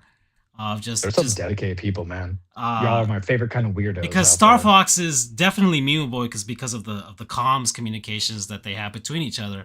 And there's just some really funny stuff. Slippy being a racist. Yeah, the illusion that they're all racist actually, but they're buddies. So like it's So just does it kill you to realize that Fox McCloud is actually Ricky Bobby? he kind of is. He kind of is. Yeah. Hmm. Hear it first, kids. He's basically, or Ricky Bobby stole from Star Fox. Take as you want, a father who And does the same kind of skill set, mhm. bails for like 20 years. Fox says people forget Fox is a mercenary. He's got a ragtag of people. Falco is basically Cal They shake and bake. actually and they emphasized that. I don't know. There was a line in well, obviously in the Mario movie, he wasn't going to go unless they paid him. Hmm. So there was that, and then in the Star Fox trailer for the Switch, they when he's talking to General Pepper in the first opening cutscene there, he's like, "Yeah, my team's available for a price." So hopefully they're gonna lean more into the whole, "Hey, he is a generally a good guy, but you still got to pay the guy." Yeah, he's like Han Solo, basically. Yeah, there you go, there you go. Yeah, then they had the Sickos Committee with the MLB spaghetti policy. Just Yep, yep, absolutely. yep. Seen that too. That's Yeah, dumb. and Yeah.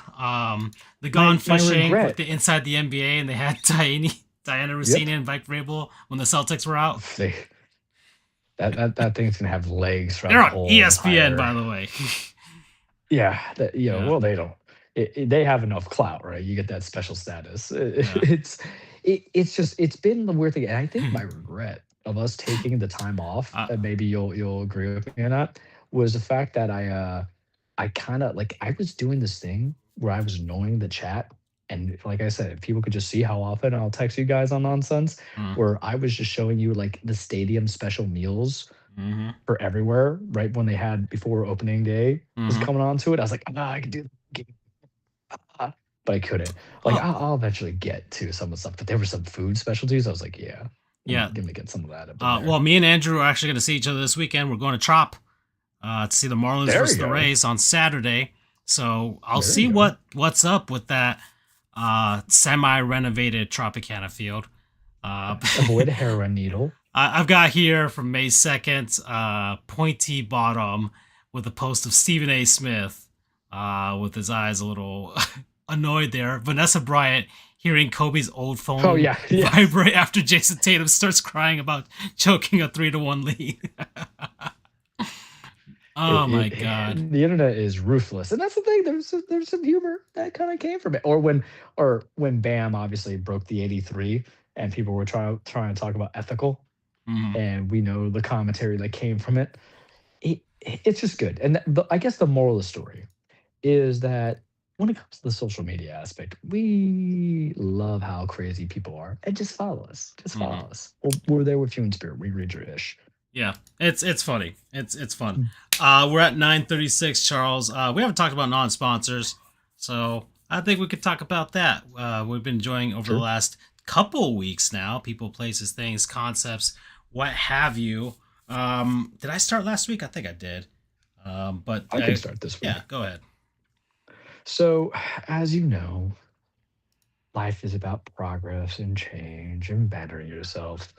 And then when you work remotely like I do, you have a great tendency of just like not eating a lot, which I miss my old office because I would harass my advocates for the candies and stuff that they have in their jars. Like, you want me to help your client? Give me like a Reese's peanut butter, stuff like that.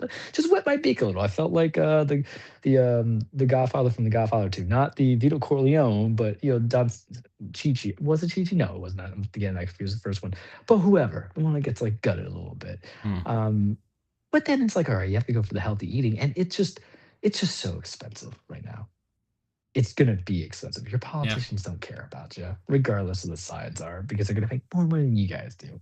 And so, with the price of meat, the price of chicken, the price of sides, the prices of everything, and the price of going out, like I've even changed the world. Like I'm not even going out and drinking that hard unless you got a good happy hour kind of thing. Always drink responsibly, get an Uber, Lyft, whatever, kids. You know me, I'm always gonna advocate for the Oh yeah. healthiness of it.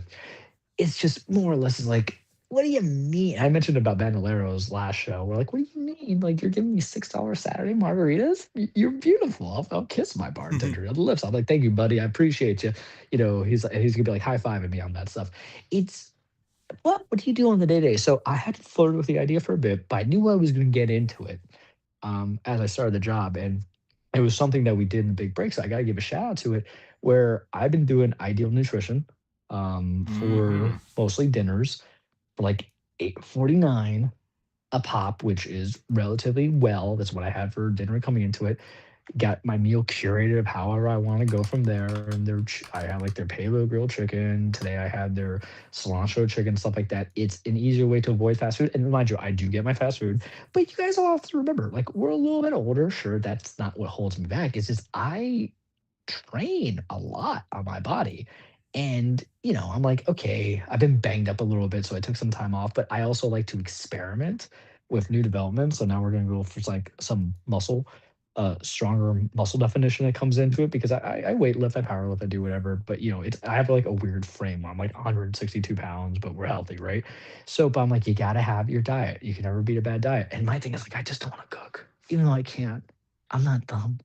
I did it before. I don't want to do it Hmm. because it's expensive. You got to eat everything. Let's go from there. Time And the way they consuming. I mean, cured, I like to do it, but I haven't done that in a while either. So I yeah, should do that and more. especially since I always Save kind of quick. like set up to where yeah, where you eat like the raccoon. That's a joke that we make. But I always have there's always stuff that I'm doing as well. And you're getting healthy. It's like a glorified TV dinner, but it's still a good TV dinner. But 8.49, it tastes good. You always kind of probably need hot sauce for a lot of stuff if it doesn't have it, but that's up to y'all to kind of do it. My whole thing non-sponsoring is that I think it's relatively working, because it had in between that and another one that my buddy had got into, and he was bigger and he needed to lose that weight. Me, I'm just looking to get more calories in my body, because that's the thing. My workouts are long, right? So like, I'll weight lift for an hour, then I'll do cardio for 30 to 40 to 50 minutes, and I'm burning everything. I'm like, okay, whatever I'm trying to do definition wise and bodybuilding wise, not power bodybuilding, but just Charles wise, it's not working because of the fact that I'm not eating them. So we've been doing it. I'm getting the calories in, keeping it consistent, went one full week on it. Last week I was off of it because sometimes that happens, right? But you can either have it shipped or you can have it picked up. Going from there, if you're close to locations, I am close, or I can have it shipped. I'm close because I'm gonna save a dollar, and then I'm incorporating that with my The little salads I buy at like Publix or Aldi's, you know what I'm talking about. So it's like, okay, you get it done, but doesn't taste bad. It tastes pretty good. You might need some hot sauce. It's recommendable. And if you are just trying to get into, hey, I don't have time to cook or I want something else to go with, what do I do? I would recommend it if it's local to you, or maybe whatever is, close enough to it, I guess, is the thing, because not everybody's gonna have it to them. But I like it a lot. I think the food tastes good. It probably tastes better than that nasty $45, fucking three meal that you're getting from wherever that you're paying extra for. That's unnecessary. So ideal nutrition, it's good for you. It's healthy. I like it. Promo code healthy TV dinner. Oh yeah, I'm looking at I it. showed you the picture of the foods. Yeah, and I'm scrolling through it right now. You can see it on the screen here as well. They have. If you're a person who's going on macros and micros, like very consistent and specific on a diet, like it's gonna fit that range. You just have to know what your bits are. Mm-hmm. And they got a nice variety here. Everything looks good. That's They for change sure. stuff weekly too, and they have online onlys, Mm-hmm.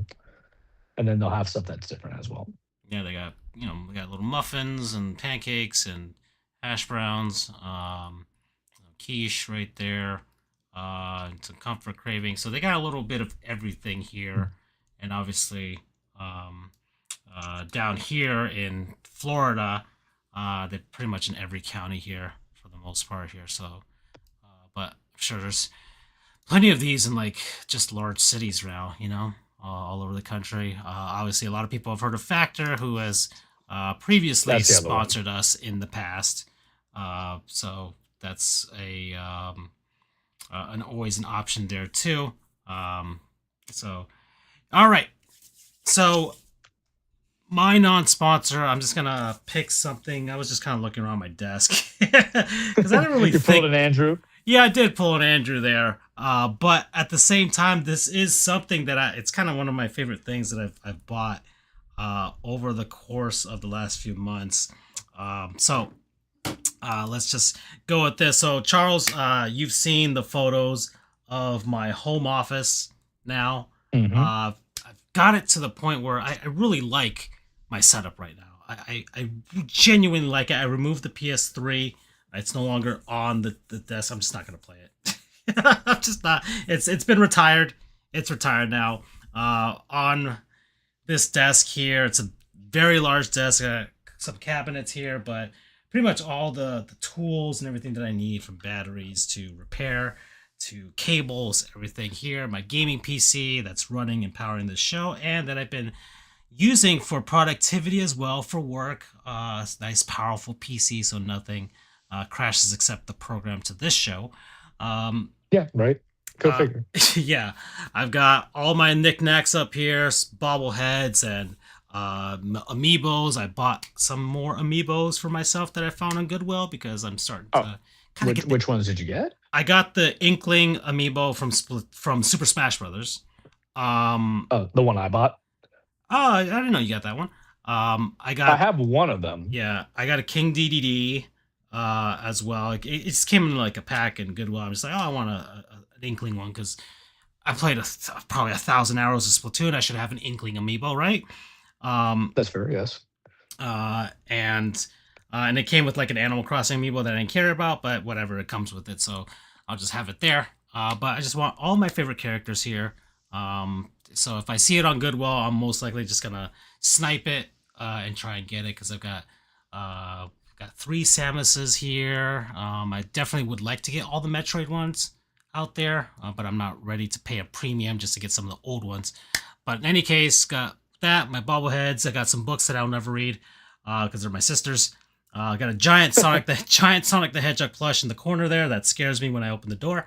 Um, got all my Panthers and Marlins and knickknacks as well. Some rats, and got my chair that also acts as a futon as well. Got all my hats. But Charles, that means I have to maintain this facility here in a nice tip-top shape, and it has to be clean because that's the death knell for a lot of PCs, especially. People don't realize how much dust gets collected, and you can wipe the fans, but just dust is always going to be a thing, right? And I have all these little knickknacks, all these little tiny figurines and baseballs, and there's just nooks and crannies and corners. So I decided, from a suggestion from a YouTuber that I follow immensely, that got me into my whole PC building and repairing phase, was Salem Techsperts. But it is the Fantech Bio Pro Max. All right. All right. There we go. Say that 5 times fast. So B10. Oh, okay. This is bio. But what I got? Pro Max here. So I'm showing it on the screen. It's for the audio listeners here. It is a small little air duster here, because I was spending money on those air canisters, Charles, to kind of clean my keyboard and things like that. But I mean, use it maybe 5 or 6 times and then it's empty. And I was just tired of that. And they had like the big old giant ones, but I hear those things overheat and it's just kind of unwieldy. But this little guy, $80 on special right now, so it's 20% off right now, and I got it essentially for that price. But I think it's well worth it. It's this little duster here. It comes with different little nozzles there for depending on the job that you want to do with regards to dusting. You turn it on. It's rechargeable with a USB-C cable, and it is powerful. Okay, I can shoot this 10 feet across the room and you'll feel a gust. Okay, and it has a little flashlight as well, so you can kind of see the dark corners there. I can take out my PC and kind of just blow it out back as well. So it really is a powerful little thing. I've just been dusting things all over the place. It helps me once again maintain the cleanliness of this place. Of course, yes, you do have to wipe some things down because it's not 1,000% going to get everything, but it gets most of it, that's for sure. It's been one of my little favorite things. My mom has even used it, so if she's going to use it, then I would. And then that's a huge recommendation right there, because she was a house cleaner for 25 years, so I think she is an expert with regards to that. And I don't know, this is my favorite little thing. Kind of shoot it and just kind of clears up the whole thing. My desk is just really clean right now. I really love it right now, Charles. And I've got a Razer keyboard as well, and a new Razer mouse.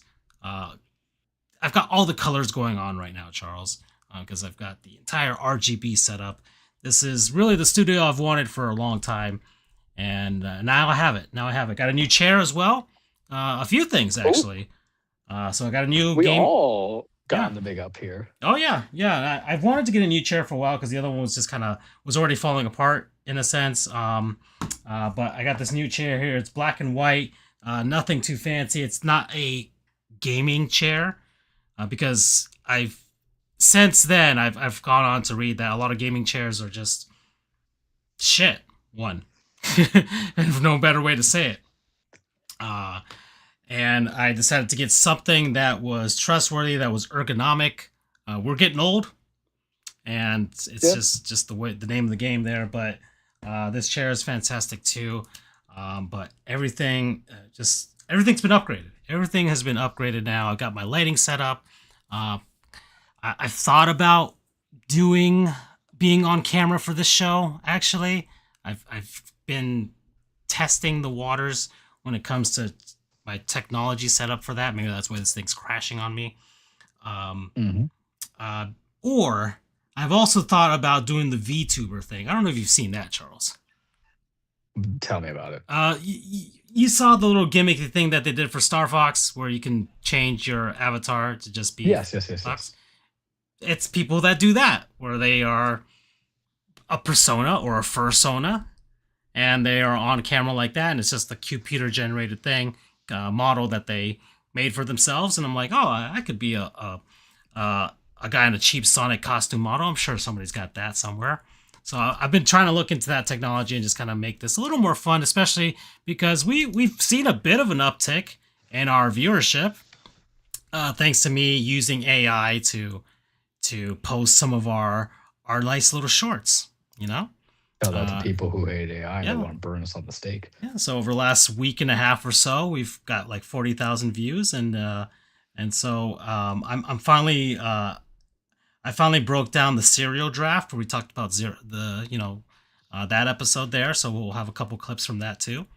So I I'm mean, that just is a classic episode for it. anybody who wants to listen to stuff from 5 years ago. Yeah, yeah, and that's actually beautiful because I have listened to some conversations. I was like, oh, that was actually a pretty fun conversation. Andrew was a lot more lively too back then too. So I don't know, just a Oh, lot. Yeah, different. Actually, he had a different gait to we're him. different people. Yeah. Oh, you were way Different different. outlook. I listened to you back then. You were much different back then. You were finding your voice actually, and I was I too. I uh I calmed down, and I think I don't know. No, you actually calmed up. Not calmed down. mm, That's you were way more calm before when you started than anything oh, else. well, that's because I became like Dennis, where because as the personality showed is one thing, but then like there's certain things that happened throughout the years that I became unhinged a little Mm, bit. hmm. And if you want the case in point, the AJ Brown trade, which will always be, Yeah. the all timer of like me losing my That ish. short I didn't have. That was already posted. I posted out years ago. So Yeah. that was a great. Yeah. Yeah, that I was the was moment I was actually. diabolical. That was the Yeah, that moment. that was the startup. And Uh, what people need to realize is that what is tough for the three of us is that in the profession that we are and that we mm, have, we don't know the limit that we can be. Like, even though in today's day and age, I see plenty of influencers who are lawyers, just basically giving wrong legal advice. I'm just saying that right now on woo! everything just for Yeah. engagement. I'm just saying it. Like, you got to. And I I always liked what we did. I remember when we talked about Andrew would be like, "Oh, we could be big about this." And I was just like, "This is just my hobby from going away from some heinous stuff at law Mm, and litigation." And now it's changed. I couldn't do in-person video stuff because I always would look at the camera and be like, because I'm doing Teams meetings all the time. yeah, you So are. I'm like, damn, I look good. Or I would just be like, my hair is out of place, and then the Yeah. OCD will come out. But the older you get, kids, the more your inhibitions just disappear, especially when you're talking to a vacuum. And I will commend any of the social media people who are having basically conversations with an invisible wall and then like a text chat. But yeah, I could see the changes. 'Cause I'll listen to the stuff too, because I think I've said this before where I would, when we used to do the weekly show, I would hear myself speak so I can attack my cadence. Because the thing that I Mm, always get, even now, my profession, is I talk fast. I'm like, I can't stop myself from being animated and passionate because the worst thing you can ever be in life is disinterested in something, truthfully. mm, But it's good progress, and we've also just taken the show to a different degree. It's still a true. sports show. We'll end it on a sports segment. I have a sport theory question that will take more of 10 minutes for you. But All right.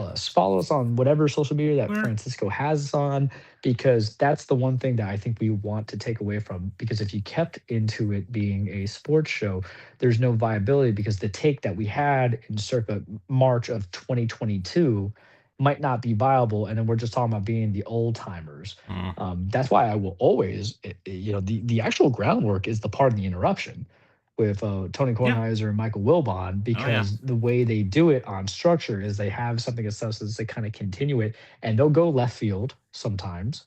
And then sometimes they'll just make it solely about the sports. And then they do the weird stuff. One of the weird things I always thought that was great was they'll do the, happy anniversary, happy birthday to Hmm. whatever legend. They'll talk about it. And, it's good groundwork as opposed to having to see Mad Dog, who I can't stand. I can't stand Mad Yeah, I Dog or know. Stephen A. Smith or Yeah. anything like that. Like we need those kind of people in there to be passionate about it. And what's great is there's going to be more people that end up despising on different levels, whether it be a gaming personality or a sport personality or a entertainment personality that makes me be like, I could do that job better. Because isn't that not the nature of sports, Francisco? Where you get behind something and you see another person, you go, you know what? Fuck that guy. Four, five, maybe, and then it just galvanizes you to do better because that's how we get inspired and how we compete. Yeah. All right. So we're at 9:55 here in our time. 5:45. I So I got uh, I got the 5 minute sport question for let's you. do it. It's going to be baseball related because all our teams kind of suck right now. Are going to draft, but Yeah. all things And all my considered, hockey beefs are done now. The Minnesota Wild yeah, lost, so the Edmonton Oilers fired their head coach, and the Tampa Bay Lightning were eliminated. So I'm okay. I don't hate the Vegas Golden Knights like a lot of people do. I, I would hate the fact for Bruce Cassidy to get fired and that team wins, right? Because yeah, but it creates a cycle of I know, coach but firings. I also like John Tortorella, so I love Torts in this Yeah, household. So he's just one of those guys. But in any case, so that's the hockey talk. I haven't really been following the NBA finals or NBA playoffs really for the most part. I just know you've New York. had three sweeps. New York is through, and so is Okay, freaking see, OKC. So New York would be annoying. So I'm hoping the Pistons or the Cavs can do something. I'm hoping the Cavs because our boy Jared Allen, is there and yeah, he's one of and I us. like Donovan Mitchell. That's true as well, right? And fine, James Harden can get one finally, right? So that'd be cool. Yeah, yeah, it's got to mean something, right? Yeah. So there's that, and then I honestly don't give a shit about football right now. Yeah, Just like, hey, the Dolphins want to be the Packers, fine. Let's call me when that happens. There you go. yeah. So I will leave it to the stemming baseball question for you, Mm-hmm. if you're ready for it. Yep. Are we ready for it? I'm ready for it. Let's do it. You're gonna go see the Marlins. You're gonna go see the Rays, right? And I Mm. need you to beat the Rays because even though Max Fried is just dying and dead and the Yep. elbows out and all that fun Yep. jazz, Mm-hmm. and that's baseball. This is the reason why you can only invest so much time because it's a long season. Yeah. But Terrence you're Scooball's still in the Peter gone. Benix. Yeah, Marlins number Screwball's two out. prospect was called up. He had one start. He did kind of, and then he has a UCL sprain. So that's probably going to be Tom and John. Yeah, That's great. yeah. But so the small 5 minute gig because the NL East, we don't have to talk about the AL East. It's as expected of the Rays and the Yankees in there, and I'm not too concerned for the Yanks and stuff, even though I know Aaron Yeah. Boone is trash. But I look at the NL East, and what is up is down, what's down is up. The Mets are Mm. terrible, fantastic. Phillies kind of getting there because Manley's Manley, and he's showing his worth a bit Mm-hmm. because they're closer to 500 than they were last month. But when everybody gets a participation trophy in the wild card, how are we feeling about the Marlins? You're leading into it. Like the Rays are to a degree a beatable team outside from Shane McCallum as a pitcher. But how are you feeling looking at everything in your second year with whatever his name is? Because you guys keep firing Yeah. dudes. Every case my name. Yeah. Clayton McCullough. Um, I don't see him as the next manager that will take the Marlins to the playoffs. I just don't. I think he's just one of those guys that they know works well with young players. But he won't be the guy that leads them to the playoffs. I think he's just going to be managing and their development right now with what they've got, and then, if they sneak in with a wild card, then fine, congratulations. But he won't be the man that will lead us to anything meaningful. Besides that, if that's the case, the NL East, Atlanta's just running away with it, and it's so early that they've done that. They're injured, and yet they still keep going. They lost Ronald Acuna Jr. for maybe like a month or so. They're still gonna keep going. The Mets are terrible, and their team is It's not. great. Their team is just not well constructed at all. They kind of. I've talked to my boss, who's a huge Mets fan, and he feels like the soul of the team has been gone. He wants to trade Juan Soto. He wants him off the team because he thinks that he just ruined the vibes completely. Um, Yeah, he's not a vibes player. yeah, and I honestly Tell you see that. it. I do see it because what more does Juan Soto need to accomplish? He got his $700 million. He already has a World Series ring. He already had his postseason moment where, with the Yanks, which got him that contract, right? So, what more does he need to try? Yeah, he could probably stat pad his way into a Hall of Fame career, and that'd be it. But does he have to try for the New York Mets? Not really The anymore. only thing that goes for Soto is that nowhere on the table, he's been in big leagues for about 7 years. Yeah, No one's ever called him the best player in the league, and that's the only thing you kind of have to chase. He's Mm, not a guy who's won an yeah. MVP, Yeah. right? And he was in a bunch of different teams to get you there. When he got called up from Washington, it was like what, a couple weeks before they had the World Series run that came into, when he was the young 19-year-old hotshot, Yeah. maybe a couple months Hmm. before coming into it. But he was always the potential man. It really felt like that. He had Hmm. the potential to be the best player out there. And my feelings on Shohei aside, because I am petty with him, at least Shohei can, in my mind, justify the money because you're talking about the revenue that you're bringing in from the fandom. Mm, But Juan, like even with Judge on your team, you were the second best player when you had prime opportunity to be the best player. yeah. You Yeah. always say that to the World Series when you go He from there. hasn't. And even on the Mets, it's Yeah. He didn't even like Alex Rodriguez. If you're gonna if you want to compare a comparable type of player, I would say like Alex Rodriguez wanted to be the best player in baseball, right? yeah, It's because that he's just this. What was it? Oh yeah, our there's a good friend psychopath in Jeremy him. Taché called him a sociopath or a psychopath, one of Yeah, those it's a two. sociopath in him. So, so Hey, you that should put was that sociopath in the Hall of Fame. Just saying. yeah. So, Him and Bonds. so Juan Soto is I don't know, he just ruined the vibes. They obviously let go of Pete Alonso, and well, like it's not like the Orioles are doing much with that either. But in any case, yeah, the Mets are that. The Washington Nationals are just they're in that same area as the Marlins. I don't see the Marlins because the Nationals are a little deeper into their rebuild, and yet they're still kind of Mhm. okayish. Not great, not terrible, and like the White Sox or They're teams of the better Rockies than like where that. they had left Dave Martinez at, who was the sacrificial lamb, because that's baseball. Yeah, And he'll get another he got his chance. ring, so that's fine. Yeah. And but but that Nationals team is all right. Right, I think they're comparable to the Marlins, and that's what I see with the Marlins. I don't see them definitely not challenging the Braves because gone head to head against them early on in the season, and I think we squandered the game just because of our manager, which is one of the reasons I think he's just not going to be cut out. He's comes from the Dave Roberts managerial tree, okay, Uh, and that right there already is not great for my confidence here because as much as he's got these World Series rings, a toddler could manage that Dodgers team to a World Series victory. Okay, so it's to a point where can you compare Dave Roberts to Joe Torre in that sort of sense? I don't think you would. I don't know if anybody has.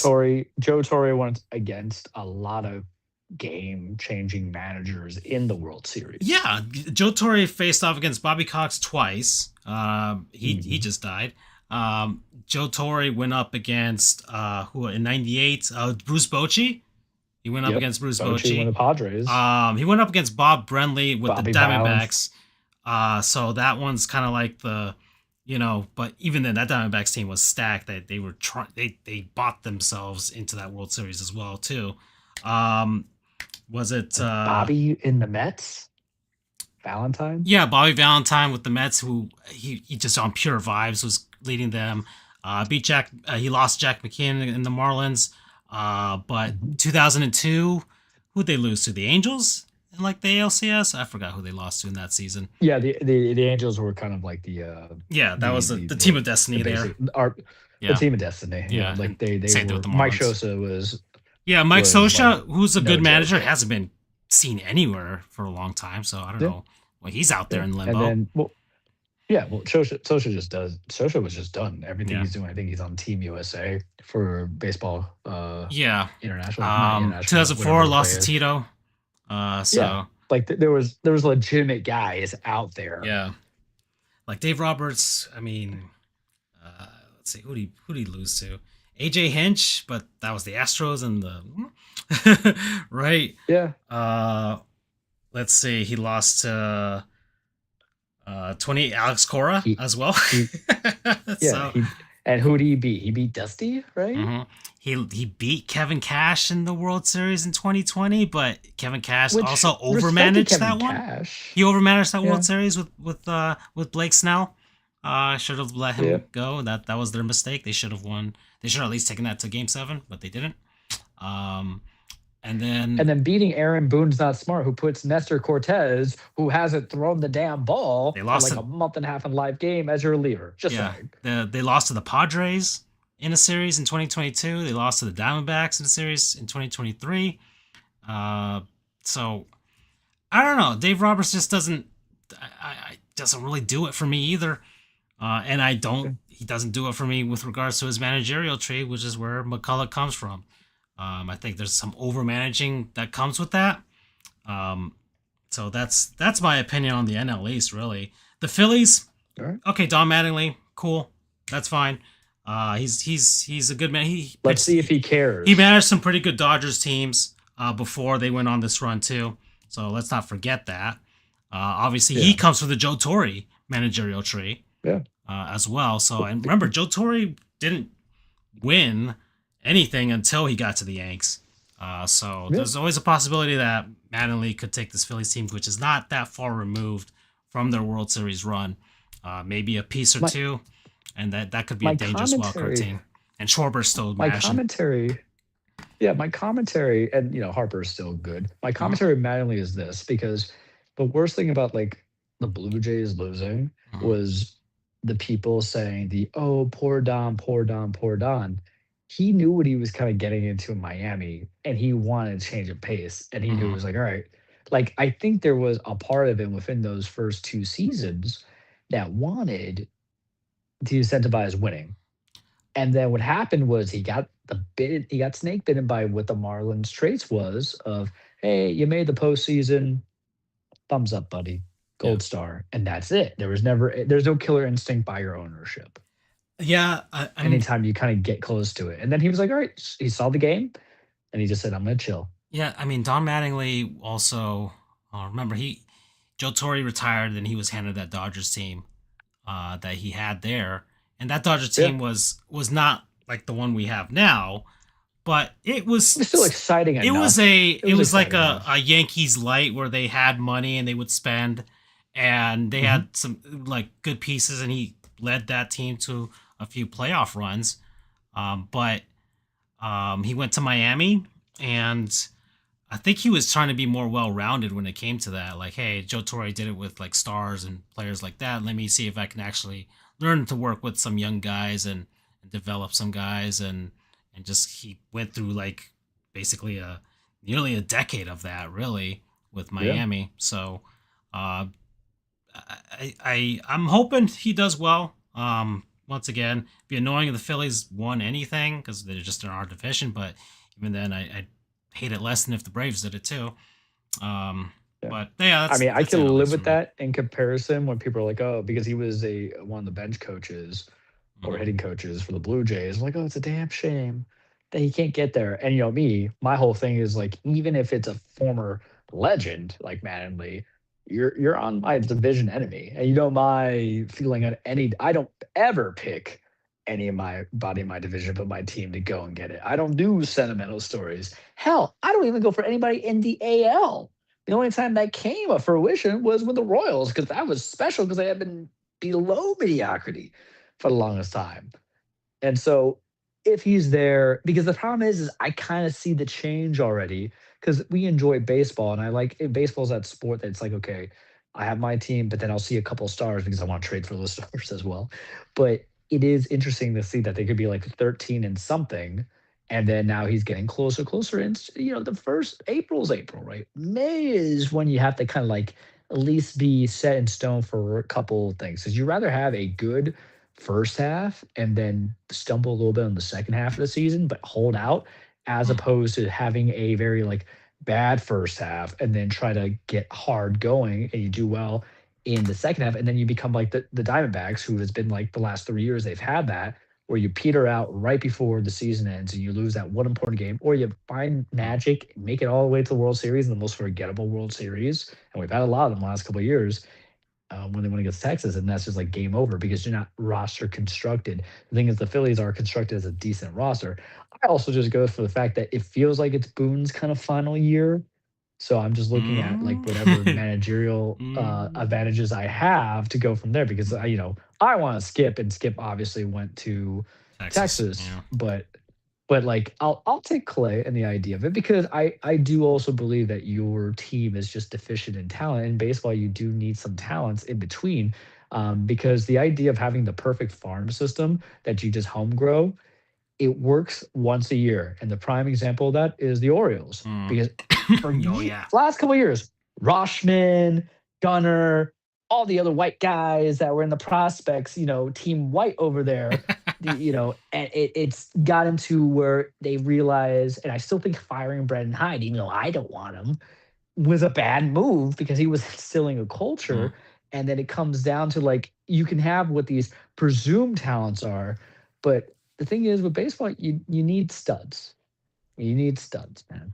All right. And it just ain't there. So that's why I look at Clay. I'm like, okay, but is he that credentials where if I put some real people in there, is he gonna hold or is it gonna be like his namesake and that they're gonna break like pieces of clay? Because I'm always looking. But what Uh, I've been hoping for Boone to get fired for 4 years longer, but like really pushing I it. mean, I think if the Yanks were to replace Boone, you have Charlie Thompson, who just got fired by the Phillies, and he comes from, was he with Joe Girardi? He was with Girardi and Girardi got fired and came on, but I think Yeah, that was more but because of the fact he that was with Joe Torrey just as couldn't. well, right? Thompson was with Torrey Yeah, before, and so was Joe I don't Girardi. know if I want, but the thing is, like, I don't know if I want the Thompson tree. And Mm-hmm. I'm going to give you a very small explanation why is because they were just pieces in place that anybody but Joe Girardi could win with. Mm, true, Nothing substantially changed. It's just because Joe's antiquated a little bit. true, And and the that was the antiquity is last like he gas of doesn't let that. players That play. was the last gas of that Yankees run. Yeah. So and then Joe Girardi was there for he was the 2017 squad, right? For the Yanks. No, Oh no, he he was was getting 2016 and they got him 2017. okay. And All right. that's when because Boone's been our dude for like 8, 9 years now. Let me see. I'll just look it up real quick. Aaron Boone, your boy. I thought. Let's see. Aaron Boone, Yankees manager since 2018. No, so yeah, Joe Girardi was that 2016. Oh, that I'm baby thinking Yanks, the 2017 leading baby. in He was the 2018. baby Sorry. Bombers of 2017 when they Yeah. lost. Yeah, so The older you get, the longer the years kind of thresh out a little bit. And I think 2017 was Judge's starting year. And then yeah. that's when it all came to fruition. Mm-hmm. All Really right. kind of. All right. That was some nice baseball talk there. All right. So, well, I think that's about it, Charles. That's We'll it for me. see you guys in a couple weeks. It'll be end of May at that point. So, yeah. We'll hopefully, I'll be done with Death Stranding by that point. We hope. I don't know. I'm 65 hours in. So, I don't know. Bye, everybody. Take care.